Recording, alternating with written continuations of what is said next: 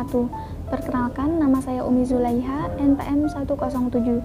Di sini saya mewakili teman-teman saya di kelompok 2 dalam mata kuliah pembelajaran IPS SD yang akan mempresentasikan materi hasil kerja kelompok kami dengan judul Isu dan Permasalahan Sosial Budaya dalam Pembelajaran IPS SD yang beranggotakan Cynthia Inka Nuriyah, NPM 009, Elita Nurwulan, NPM 046, Diva Anissa Azahra, NPM 022, Desi Helen Saputri dengan NPM 124, dan saya sendiri, Umi Zulaiha, NPM 107. Sebelum memasuki ke pembelajaran selanjutnya, izinkan saya untuk memberikan penjabaran terlebih dahulu agar kita bisa memahami pembelajaran.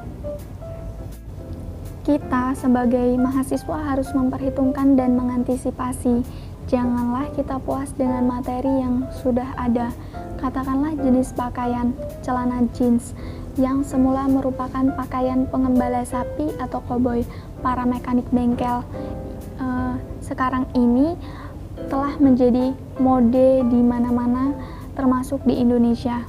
Kenyataan yang demikian itu merupakan hal yang harus diperhatikan dalam pembelajaran IPS, yaitu globalisasi.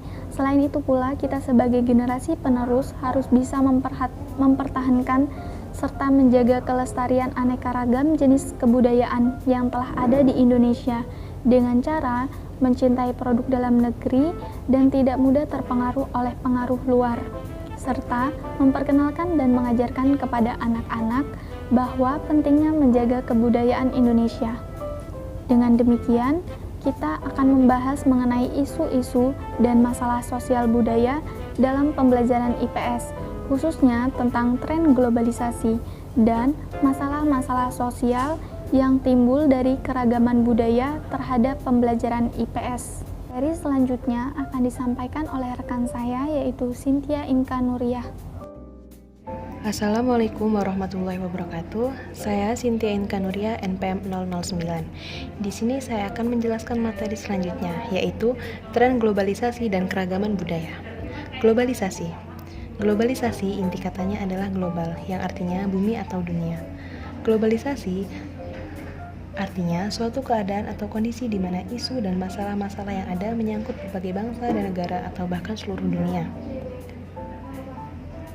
Pendidikan global adalah salah satu sarana agar siswa mengerti bahwa mereka adalah bagian dari masyarakat dunia. Sekalipun demikian, tidak berarti harus mengingkari dirinya sebagai warga dari sebuah bangsa. Demikian pula sebaliknya. Contoh dari masalah dan isu yang sifatnya global yaitu sebagai berikut. Yang pertama, perdagangan internasional. Meningkatnya hubungan saling ketergantungan di antara bangsa-bangsa mendorong lahirnya gagasan untuk menata perdagangan internasional dengan tujuan memperkecil resiko saling merugikan yang diakibatkan oleh ketidakjujuran dan ketidakterbukaan. Pembentukan pasar bebas memaksa setiap negara untuk membuka dirinya terhadap masuknya barang-barang dari luar negeri.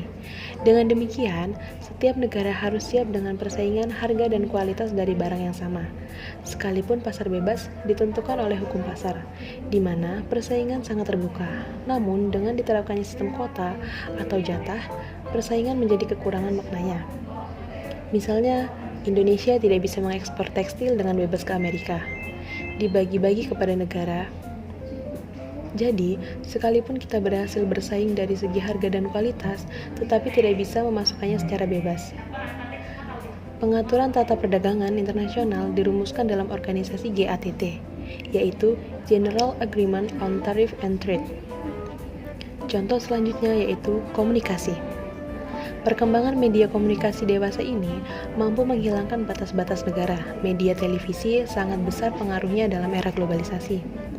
Betapa tidak kejadian yang sama di suatu negara bisa diterima pada saat sama hanya dengan hitungan detik. Kita bisa mendapatkan informasi yang sama, misalnya berita tentang peperangan, bencana alam, olahraga, dengan cepat diketahui oleh seluruh peserta pemirsa televisi di seluruh dunia. Belum lagi tampak teknologi komunikasi yang lebih mutakhir, yakni penggunaan internet dalam komunikasi antar bangsa. Melalui jaringan internet, jaringan komputer yang dihubungkan ke seluruh dunia, setiap orang bisa memperoleh informasi dari yang lainnya tanpa ada batasan. Perdagangan obat terlarang. Contoh selanjutnya yaitu perdagangan obat terlarang. Dihadapkan pada kenyataan, akibat penggunaan obat-obat terlarang, terutama di kalangan generasi muda, semua sadar betapa bahayanya akibat yang ditimbulkan oleh penggunaan obat terlarang di kalangan generasi muda. Menunjukkan setiap dekade kecenderungan naiknya jumlah remaja, bahkan anak-anak sekolah menengah yang menggunakan obat terlarang di kalangan anak muda. Sungguh sangat merugikan, baik dirinya maupun keluarganya. Perdagangan atau lebih tepat dikatakan penyelundupan obat terlarang bukan lagi masalah bangsa Amerika, tetapi sudah menjadi masalah dunia. Dalam mengatasi penyelundupan tersebut, perlu kerjasama antar negara. Bahkan dalam kasus tersebut, ditandatangani oleh polisi internasional yaitu Interpol. Baik, saya akan melanjutkan materi yang telah disampaikan oleh Sinta Inka Nuria. Izin memperkenalkan diri, nama saya Elita Nurulan, NPM 046.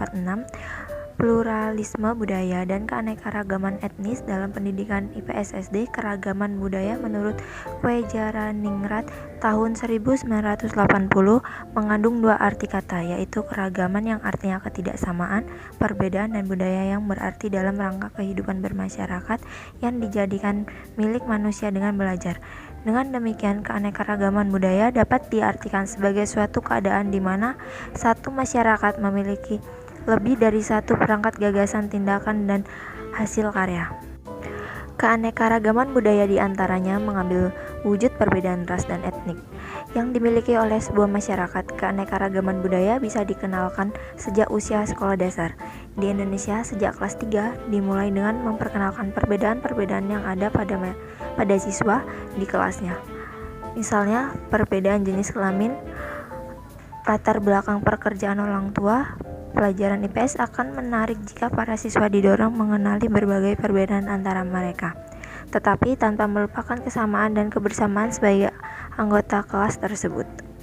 Saya Divanisa Zara dengan NPM 022 akan melanjutkan materi yang selanjutnya dengan judul Program Pembelajaran terkait isu-isu terkini. Penggunaan koran kelas. Kekuatan utama surat kabar kelas adalah: pertama, perhatian yang cermat terhadap kesulitan membaca. Yang kedua, pemilihan bahan saat ini yang signifikan namun dalam pemahaman anak-anak. Yang ketiga, presentasi yang tidak biasa. Dan yang keempat, latar belakang umum informasi yang disajikan ke kelas. Keterbatasan ketiga dari majalah kelas adalah bahwa mereka memiliki item yang menarik umum, baik nasional maupun internasional, dan tidak dapat menangani berita lokal secara memadai. Guru akan merasa perlu untuk beralih ke sumber-sumber lokal untuk berita-berita seperti itu. Ini adalah pengingat lain untuk guru tidak sepenuhnya tergantung pada kelas secara berkala dan melaksanakan seluruh program urusan saat ini karena volume sekolah dan hal lainnya. Biasanya hal ini jarang diterapkan di sekolah-sekolah di Indonesia. Paling kemungkinan dilaksanakan oleh hierarki di atasnya seperti dinas pendidikan atau perkumpulan guru. Penggunaan kegiatan untuk mempelajari isu-isu terkini. Yang pertama yaitu membuat scrapbook tentang cerita-cerita baru atau gambar-gambar. Misalnya dengan membuat clipping dan mengumpulkan headlines dari surat kabar sore selama beberapa minggu. Hal ini membantu siswa untuk membedakan berita-berita baru yang menarik, minat berkelanjutan, dan yang hanya sementara saja. Pemilihan artikel yang berhati-hati akan membantu siswa untuk mengembangkan cerita secara berkelanjutan. Yang kedua yaitu melakukan diskusi meja bundar, membagi kelas menjadi 5 atau 6 kelompok diskusi, masing-masing untuk membahas pertanyaan yang terkait dengan beberapa bagian dalam berita. Setiap kelompok akan bertanggung jawab untuk menyajikan kepada seluruh kelas ringkasan singkat 4 atau 5 kalimat dari ide-ide utamanya. Mengadakan diskusi panel, memilih 5 anak untuk menyiapkan presentasi 20 menit ke kelas tentang beberapa topik yang sedang ada di acara, berita, atau media massa.